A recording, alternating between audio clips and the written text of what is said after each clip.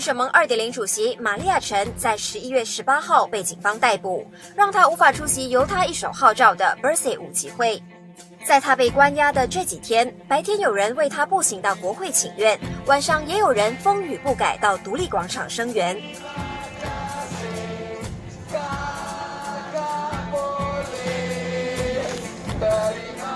10天后，玛丽亚陈终于被释放。她当下做的第一件事就是回家跟家人报平安，看看心中挂念的3位孩子。她重述被扣留的日子时，眼中流露出的不是楚楚可怜，而是要求废除国安法 SOSMA。Yeah, but most important is it's a very unjust, undemocratic detention. SOSMA is really about ISA. There's no need to use ISA against us. 是什么原因让一个平凡不过的3个孩子的妈妈走上社运最前线？是什么原因让她3番4次接到死亡恐吓，还坚持不退缩呢？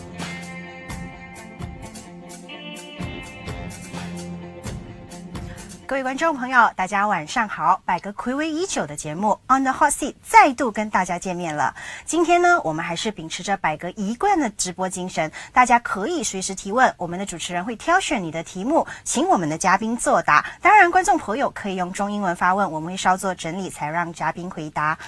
首先让我们来欢迎今天的主角玛丽亚陈。最近被冠上民主英雄的玛丽亚陈来到我们的现场。Welcome to our show today. Thank you for joining us today, actually, Maria. Thank you very much. Yeah, thank you. It has been a week since you have been released. How have life been? Pretty hectic, actually. Yeah. Most of the days is filled with media interviews, and I need to also spend some time with my 3 boys. They have missed you a lot. Yes, I'm sure. Because many of us was at the vigil. I was at the PJ Library, right. the launch of Okay. the campaign. So they were saying that we hope that our mom could be back, and it was very touching. It was very touching. I think it has moved the hearts of many Malaysians and let us realize that this solitary confinement under SOSMA and how cruel it is. Many might not be aware, before you're Maria Chin Abdullah, you are also Chin Chen Lien. Yes. A Hakka woman from Kampar. Do you still speak the dialect? Hakka, yes, just a little bit, but I'm much better in Cantonese. Oh, so you don't get to practice your Hakka actually? Sometimes with my father, yes. How do you think your Hakka upbringing has impacted your life? Well, not so much the Hakka, but I guess that it's coming from a Tin Mai family. Yes. And you do get the direct discrimination against the women young when we were young, because we come from a very patriarchal family, you know, in a Tin Mai setting. So you get parts of it. That you feel parts of the discrimination, but that didn't really hit me until I went overseas to study. That I started to learn what discrimination is about. Is that the beginning of you taking up your course? I mean, this profession as an activist.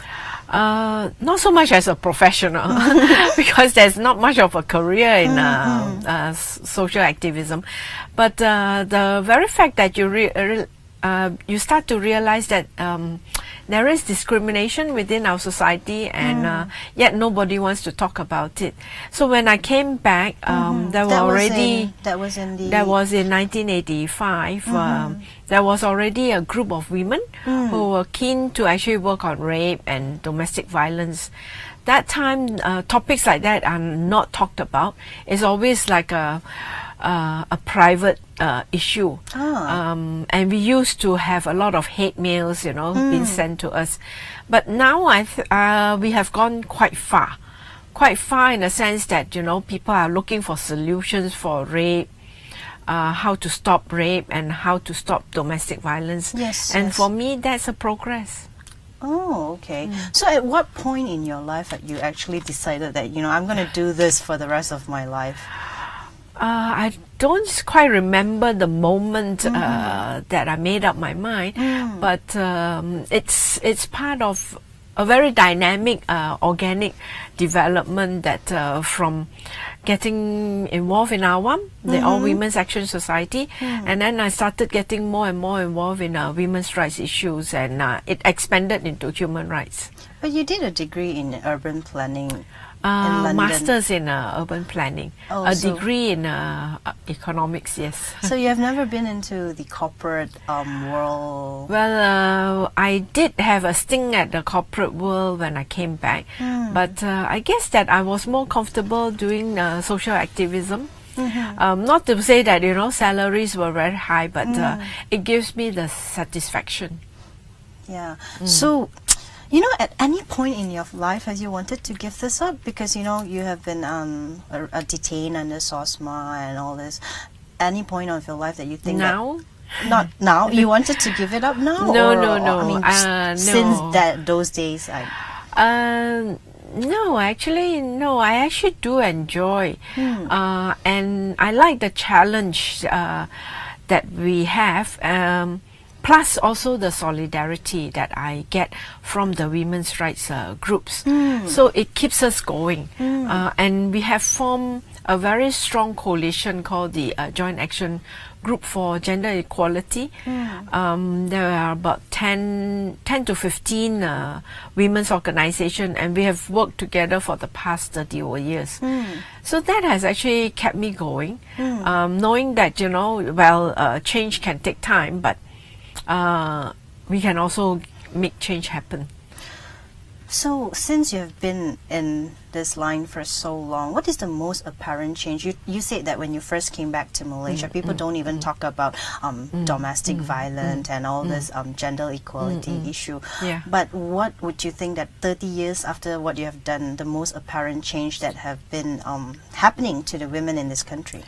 I guess the moment was when we actually got the amendment into our constitution to say that there should not be any more gender discrimination. That was actually a very significant change, because then it opens up to say that the public and the government actually recognize that there is gender discrimination.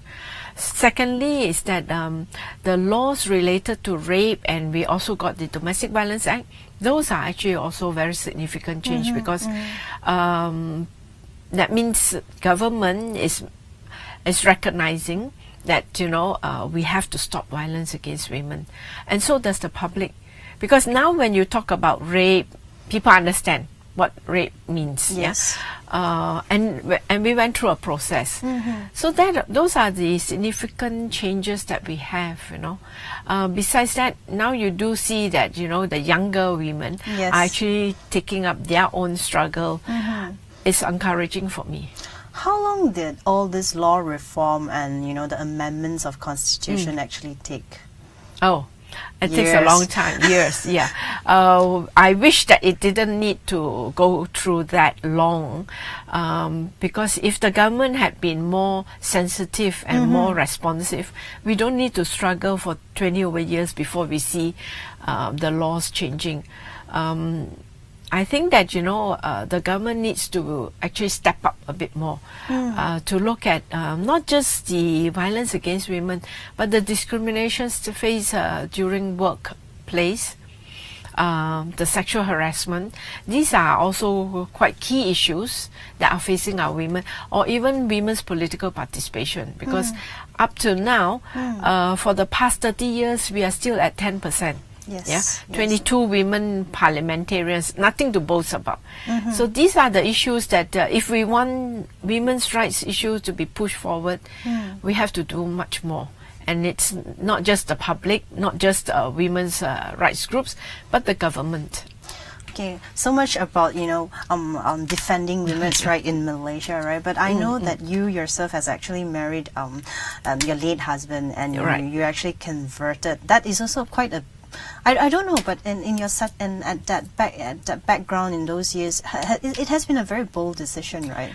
It's a bold decision, but it's a conscious decision that I've made. That I converted before I got married. Oh, okay. So so that is a decision that I felt, you know, I could actually take, and I have not actually looked back on what I've done. I'm quite happy with my decision, and it actually broadened up how I look at things.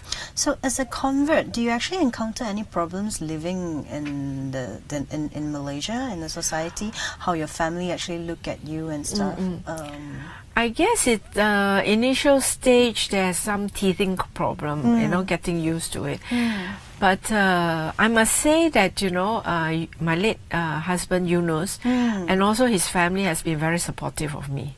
So it actually eased a lot of my entry into what it means to be a Muslim, and also the culture. It comes with culture. Yes. So I don't think I have that big problem, you know, in terms of my conversion times. But it's still quite a challenge, especially when I'm fighting for Muslim women's rights as well, you know. Oh, okay. Why so? I think that, you know, it also comes with perception of how we look at women. Whether you're Muslim or non-Muslim, there are prejudices that has to be overcome. So it brings my struggle for women's rights together with Islam much closer. I see. You know, coming from your background, your interracial marriage, your conversion, and your children actually look very different from you.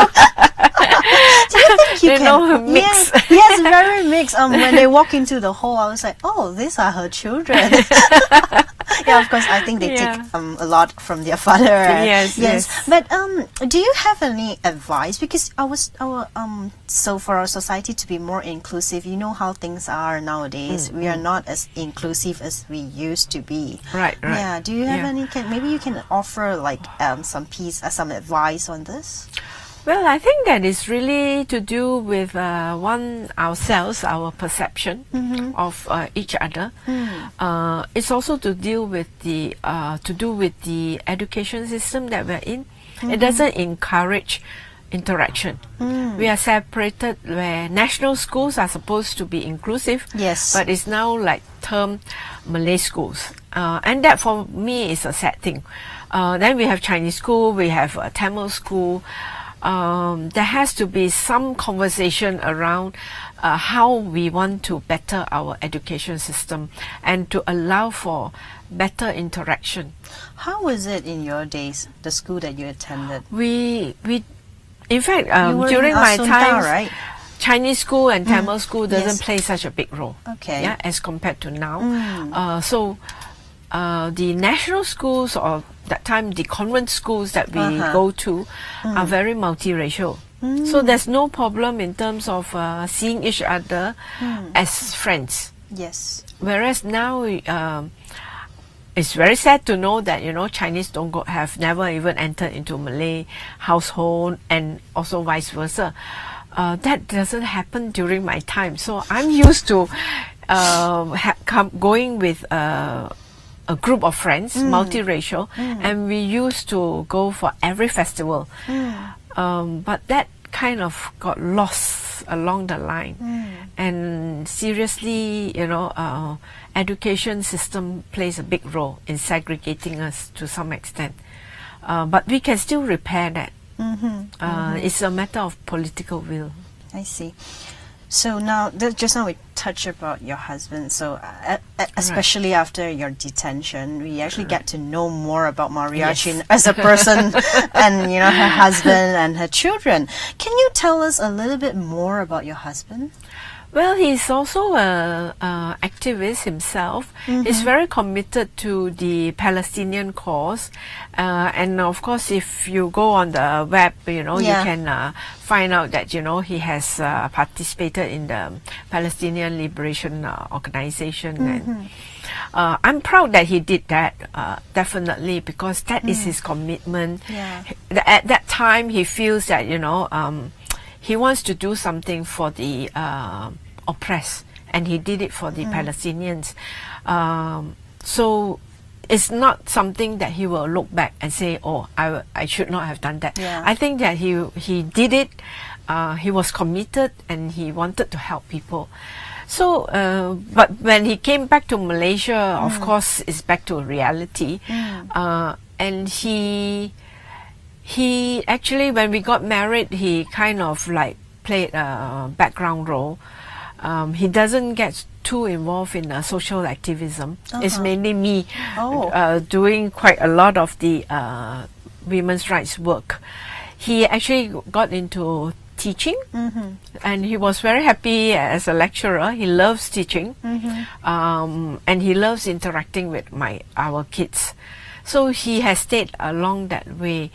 Much later, he got involved in election observation, something that he likes to do. And we seem to share quite a lot of similar interests in terms of looking at the political situation in Malaysia, and also how the electoral system works in Malaysia. We have a lot of issues with that, and we are able to discuss with that. And he took on this election observation at an international level, but later, when his health took a toll on him, he actually didn't participate that much. Yeah, so he has actually been a very committed person he to is. the cause that he Yeah. believed in. Yeah. But then also because of the cause that he believed in, he actually been, some people labeled him as a terrorist. And you talk about, and just now you mentioned the few other NGOs that you guys have been working on, especially on electorate or election observation. Those were also being accused of being related to CIA. What's your comment on that? I don't think you can call civil society as terrorists. I think the people who label terrorists, it depends on the context. In Malaysia, I feel that, you're talking, I think the extremists would be the IS, where, they actually have a target, and violence seems to be part of that. In Malaysia, I don't think what he did is terrorist. I mean, you cannot say that, being concerned with election, being concerned, in fact, Yunus has actually worked with some of the Orang Asli communities as well. They are not terrorists, and he's not terrorist. So I don't know how that labeling comes about. CIA connection, it's really far-fetched, I just don't want to even talk about it, because I think that one attempts to actually demonize the kind of work that civil society do. Because if you look at what we are doing, what the women's rights are doing, what environmentalists are doing, what the Orang Asli are doing, these are not CIA-led. This is for the love of the country. We want to improve, and we want to be the check and balance, which is needed in a democratic society. So why label? I think that it would be much better if you take us on and debate about the issues that we are involved, rather than branding and demonizing the efforts, because it doesn't help. It really doesn't help. Because if you want to build a democratic society, then do it in a very inclusive manner. Don't label people. Take it as a challenge. And I think that is what is lacking in our society. We don't talk about it. We always label people as either you're racist, or you're terrorist, or you are funded by some other people, influenced by other people. I think that it's about time we throw away all these labels and see what people are doing. Take them as face value and debate about it. If you don't agree, you don't agree. We are saying that in a democratic society, you're entitled to have differing views. But if the views are for the better of the country, why not we take it on? Yes.